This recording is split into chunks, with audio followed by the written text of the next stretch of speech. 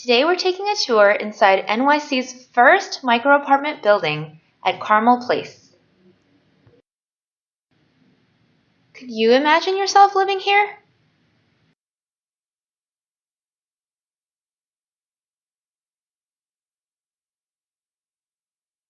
If your idea of a New York City home is small, think smaller. No, it's not a hotel room. This is a fully furnished apartment. At just 300 square feet, it's enough to make even some city dwellers feel claustrophobic. But the developers say this is the future of affordable urban living.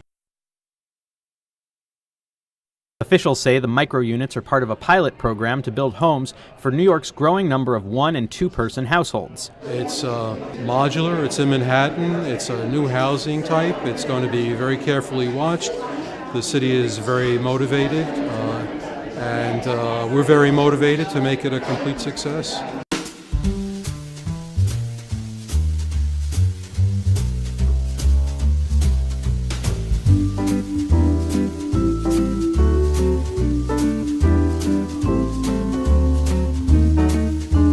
Right here we have a coffee table.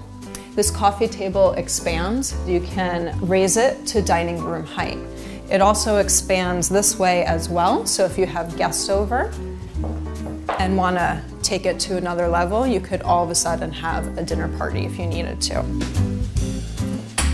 You just pull this lever and voila, you've just transformed your living room into a bedroom.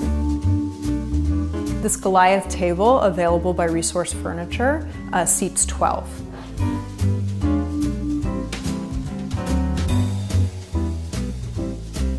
So this is it. There's been a huge demand. We had 60,000 applications for 14 of our affordable housing units. Watch as owner Graham Hill demonstrates how the apartment transforms. It's only 420 square feet, but it's full of secrets and surprises. Over 1,000 square feet of functionality in 420 square feet. One generously sized room that does it all.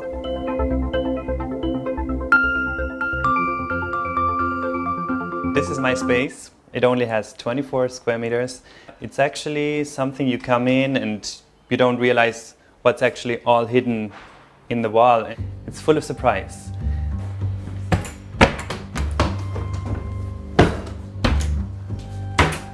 My inspiration, boats. I had a look in a lot of boat magazines, and yeah, I got inspired by the fold-out elements and as well the practical, hidden away things.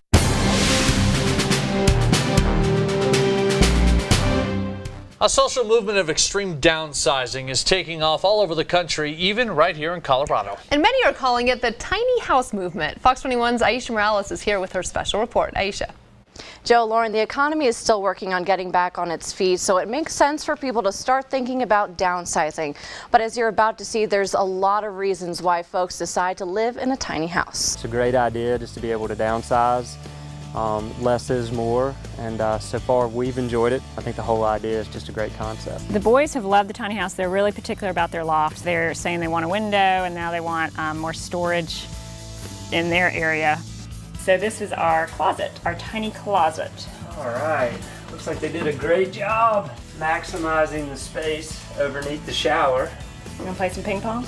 The boys haven't had a chance to play a lot of ping pong up there, and we're still working out a few of the kinks, but they love the idea of the ping pong table right now, so we're hoping that with the net and a few extra balls up there in the loft that the experience will take off.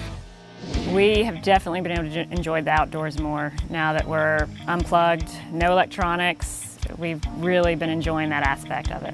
Living in the tiny house has been a big change, going from electronics to no electronics, but it's been better than I thought it would be. I think the bathroom in general is going to be great once we can use it. Right now we don't have any water yet, but once we do, we're going to love it. The shower's great. Going tiny, I really liked it, although it was kind of hard leaving all my toys at home. You guys are going smaller, why? What we can afford right now is not much. it's also just kind of like a challenge for us to see if we can do it. It's never too late to go tiny. Go tiny now before you have children. 300 square feet? That's pretty tiny. Go tiny or go home. Look how tiny this place is. I can almost reach. We're not going to be able to fit both of our plates on here at the same time. So we just get smaller plates. Smaller plates. The tiny house diet. Exactly. There's not a lot of storage, you know? You've got all these products and stuff. What if we just stayed where we are? I feel like with a few key changes, we actually might be able to get what we both want. So the lessons learned in going tiny, I would say, number one is it makes you be a conscious consumer. You have to be very strategic when you're shopping and making purchases.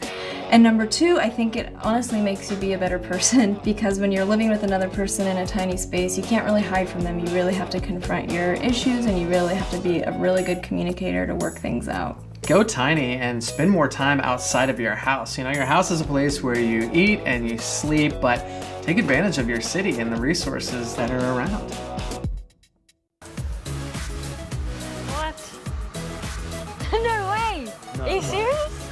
This is our new pop-up housing. It's actually the first of its kind as far as I'm aware, and you double the footprint instantly. That is amazing. I think everything Craig has showed us can either apply to us or anybody else out there. I think the sustainable new tiny house is definitely the way of the future, and I believe that you have to give it a shot. Give it a try.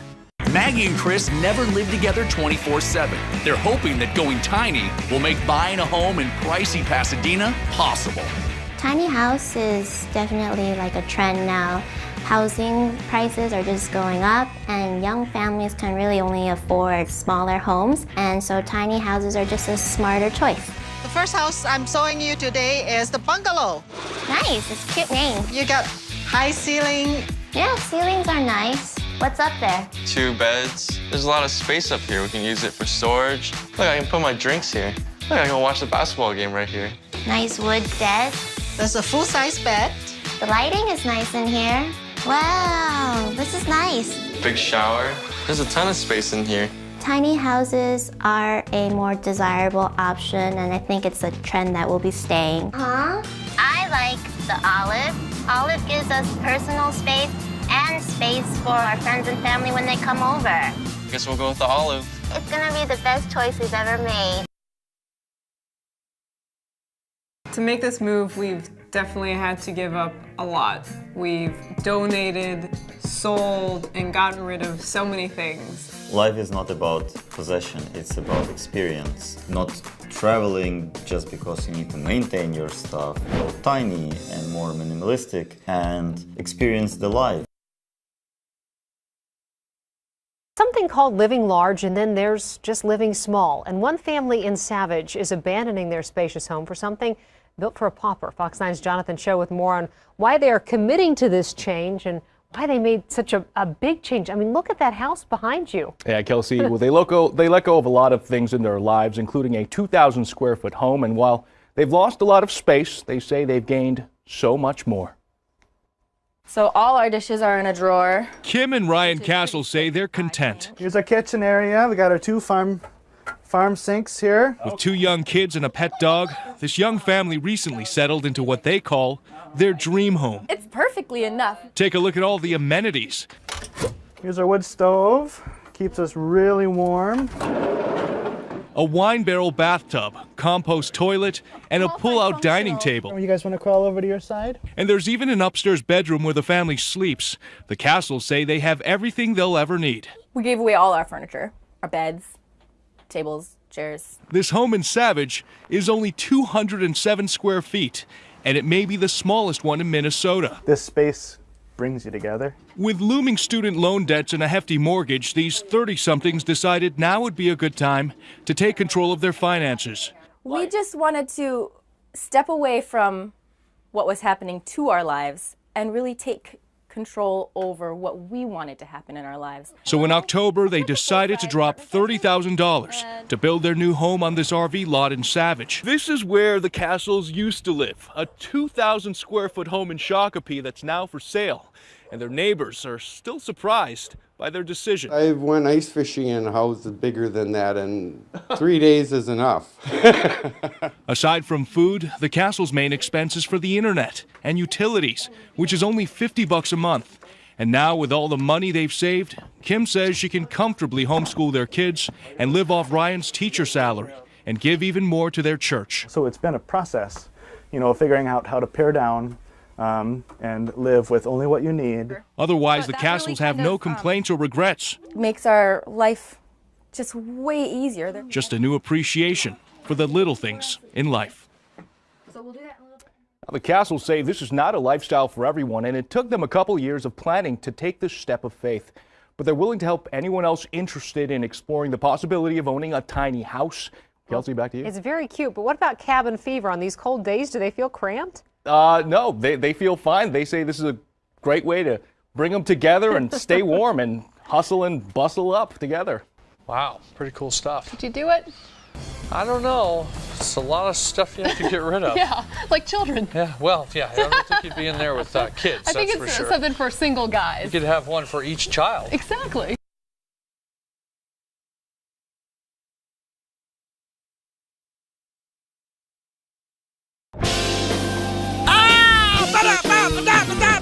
Ballin' real estate with Drake.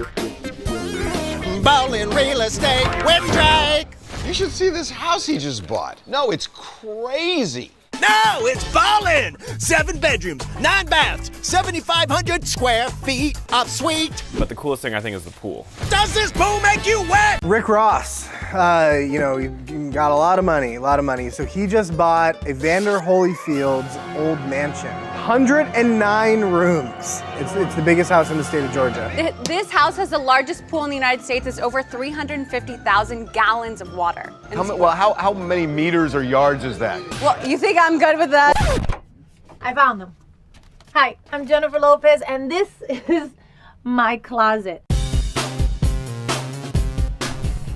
This is actually where I do glam and everything too. It's not just a closet. It's a huge room that we converted when I get ready for events and stuff like that. It was such a relief getting the keys.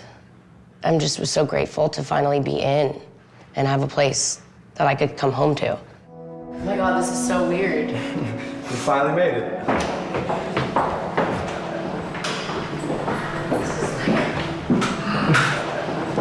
This is great. Oh my God, it's beautiful. Oh, it's your first time here. It's a gorgeous, gorgeous moment. Let's work. Oh my God. Everything's all clean? Makes me so happy that I'm like, we need to get like properties. Yeah, we have to put plants up. Get some lattice and stuff like that to surround it.